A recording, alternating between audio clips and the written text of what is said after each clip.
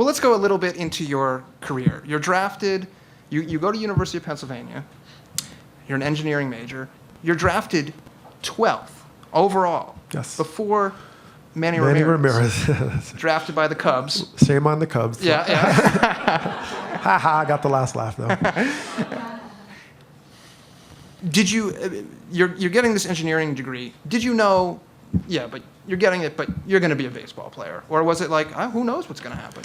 I mean, I was more like, keep your options open. I mean, I actually liked engineering. You know, school was cool. I enjoyed my time and had this fantastic professor. So no, I was serious about getting my degree. In fact, most of the times you get drafted as a junior, most of the teams will say, oh yeah, you can always go back. And I think there's only like 28 or 30 graduates of college right now in the major leagues, including the coaching staff, I believe. So there's not, people get deferred and then they just don't go back. And I was like, no, I am finishing. And they fought me in the negotiations about it, but they eventually said, fine. So I graduated, I walked and went to my graduation ceremony and all that, all the way. But I knew that at a certain stage, I would probably have a chance to play at the next level. By the time I was a freshman or sophomore in college, I had invited to the Olympic trials and all. I said, okay, I'm probably going to play. But I wanted to have that degree in my hand and, see what happens from there. And having options was really important to me. Okay, so you're drafted. You're drafted by the Cubs. Mm-hmm. And then you spend a while in the minor leagues. Oh, yeah. And even on the day when you are promoted to the majors, mm-hmm. your manager, and I have the quote somewhere here, says something to the effect of... Great guy. Well, this is, it's funny. The whole book, you come across as a really great guy, and you don't have problems with anybody, except for one guy, your AAA manager. Yes. And I concluded that it was his fault. I just came It's probably his fault. I mean, he's got to write a book now, too. Yeah, he'll write a book. But anyways, so he tells you, don't screw up like you did here, or you'll be back here. Yeah, it was a wonderful send-off. Yeah. So just imagine, right? You're a kid, you play wiffle ball all your life, and you come up to finally get the call to the big leagues, and you imagine this like majestic moment, right out of Bull Durham or something like that. So my manager absolutely hated me. Okay, and this guy made it his life's mission to just bury me. At all times. In fact, one time I made a mistake during a game, which really wasn't my mistake, it was the umpires. It's a whole other story. And instead of saying, you know what, you're sitting down because, you made a mistake, I'm going to just teach you a lesson. He actually kicked me out of the entire stadium. Yeah, he didn't bench me. He said, you need to leave the dugout, you need to leave the locker room, you need to leave the stadium, you need to go home.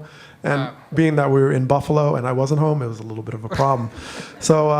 But this guy really made my life miserable. So here's the moment I get called, and I kind of sensed it was going to happen because June 8th, 1996, I played left field all of a sudden. The day before, I'm like, why am I in left field? I played center my whole life, or right maybe, but center field was my position. So I said, maybe I'm getting called up. So 3 guys go up, including myself. Terry Shumpert is one, and he's like, Terry, You've been there before. Congratulations. You know what to do. The other guy was Mike Hubbard. He says, Mike, congratulations. You've earned it. You're a top player in this league. And then he turns to me. He says, and Glanville, if you keep making the same mistakes you make up there down here, you're going to be right back here. I said, well, I guess that's my send-off, So I said, all right, I'm on my way. But, he couldn't take the ticket out of my hand. So next day I was at Wrigley Field and seeing my name with Sandberg, Sosa, Grace, it was pretty sweet. Just as an aside, should we hate Sosa, like him? Where should we stand? Sammy, I had no problem with Sammy. He was a fun-loving teammate. I mean, he was always happy and bouncing around. Now, the fact that he played the same song every day on loop was a little bit of an issue. And that boombox that got blown up in 2004 was an absolute necessity for public safety. Because this guy, and part of it was my fault. I gave him 2 of the CDs that he played ad nauseum across my career. But he was fun. But he was very meticulous. He had his own way. He wanted he'd hit at 9:20 a.m. with this coach. I mean maybe a little OCD. I don't know. But he's very So he and then he had this guy called Mini Me. And he came from, I don't know, it was one of his fellow countrymen who was a coach, and he would just follow him everywhere, and he'd bring him food, and he'd tell him what time it was on the clock, and he'd write his tickets out. He'd take outfits. It's like, wait a minute, do we all get like a valet here in the big leagues? I thought it was cool they pack your luggage, but Sammy's got his own personal assistant on the field. So, but Sammy was pretty cool, but he just, he was an enterprise at a certain point, and it's hard to fit an enterprise in a locker room at times, but. So you have 2 stints with the Cubs. 2 stints. Your yes. most successful year is with the Phillies. You get over 200 hits, which is, and I mean that's just a real. Very few players ever get against the Cubs too. It was You've very had sweet. 1,000 hits in. Yes, it was. They traded me, so I can say that. But then you come back to the Cubs, and when you come back to the Cubs, it's the opposite. You had been a center fielder, and you come back, and you're kind of in a secondary role. You're no longer a starter. So there's a little bit of kind of apprehension about coming back there. No. And then the playoffs arrive, and it's a question: are you going to be on the roster? And Dusty Baker comes up to you and says, "Can you play the infield?" Oh, that was horrible. Well, it's one of those things, like everybody says you want to make the playoffs. That's important. And I had a whole career up until that time. I'd never made the playoffs with the Phillies. We were pretty much terrible. So the Rangers, I'm on fire, and I'm playing every day. And I'm a starter. I'm like, this is great. And then I get a call that I'm getting traded in the middle of the night. So I'm like, well, this is not necessarily good because I'm going to go to where Kenny Lofton is, and Kenny Lofton's the center fielder. So now I have a sort of career advancement problem. Okay, Lofton's the center fielder. So it was nice to be in the playoff race, but then on the flip side, I'm a free agent and I'm not going to play. So you have this sort of dichotomy that exists inside of you about like, well, is this good or bad? So I say, all right, well, I've never made the playoffs, and so I play pretty well to do my job, and not a lot of I wasn't starting much, but at the end of the year, remember in September they can expand the rosters to 40 players. So you can have 25 the whole year, and then it's 40. So they call up everybody, the kitchen sink, they just call everybody up. And since we were in the playoff race, Dusty Baker had all these like cards to play. I can take this guy is a left-handed shortstop who is albino, and he has whatever. So he has all kind of flavors. So for me it was a little bit of a problem because I was a role player. So eventually. The playoffs go back to the 25-man roster. Yeah, so the playoffs shift back to 25, so you got to cut people. So now you're not sure if you're going to make it. And I really wasn't thinking about it. Tony Womack hurt his elbow, and he's an infielder. And I'm center fielder pretty much my whole career. And Dusty Baker calls me in the office and says, hey, you've played a little bit of infield before, Can you handle some infield? I said, well, no, actually, I haven't played any infield, except if you go back to when I was 11 or 6, maybe. But I knew the right answer was, yeah, I can play infield, sure, because I knew at that moment that was the only way I was going to really make this roster.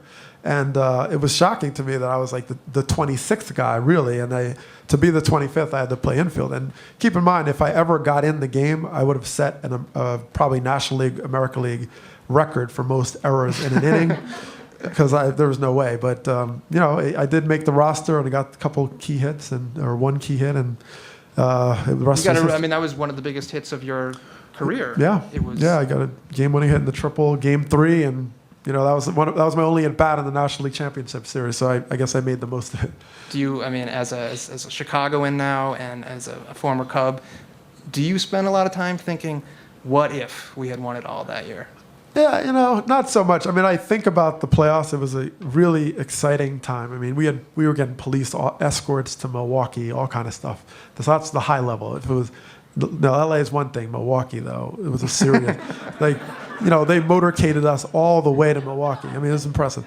So no, it was a great time, and I definitely felt like I remember that moment. But I also remember when we went home and the disappointment, and then I was on my couch for 48 hours. I just couldn't move. I was so tired because we sat on every single pitch from the time I got traded. We were trying to get the Cardinals, trying to get, we were just every pitch, and we were just exhausted at the end of the year. And I ended up going to South Africa a couple weeks later with my engineering professor, just saying, you know what, I'm out of here. Of course, I got detained in the airport. That's a whole other story, but Well, for the next book, the book is really, really great. It's for sale out there from the bookseller. And are you going to keep writing? I'm going to keep writing. I'm already kind of working on the next book proposal, and get the ESPN.com and ESPN. Just trying to do sort of an ambassadorship to the game. And I just feel like there's a little bit of a disconnect from the game, the communication from the league, to addressing sort of the parents, fans of the game, especially when you have something like steroids, where a lot of kids and parents are kind of disillusioned, and they don't really have any dialogue from the league, like, hey, you know, this is what goes on. And so the book is human. It's very human because it's personal, but it's not really about me, I did this, I did that. It's really, I'm like a conduit to the stories. I'm an observer. And I really felt it was important to humanize the game in this era of everybody's taking, the steroids and all this stuff, and getting back to the fact that you can divinely inspire people by just being human. And so those stories cover the spectrum of emotion. My father was chronically ill for 3 years and passed away the last game of the 2002 season when I got my 1,000th hit of my career. Just things like that happen to players all the time. And I just wanted to really put a face on that in a different light. And hopefully as a result, people will share it and see that there's a lot more to why a player took steroids or not, or, these sort of things that you can teach your kids and talk about these issues. So, I think it turned out okay. That's great. Thank you very much. Doug Glanville, everyone. Thank you so much.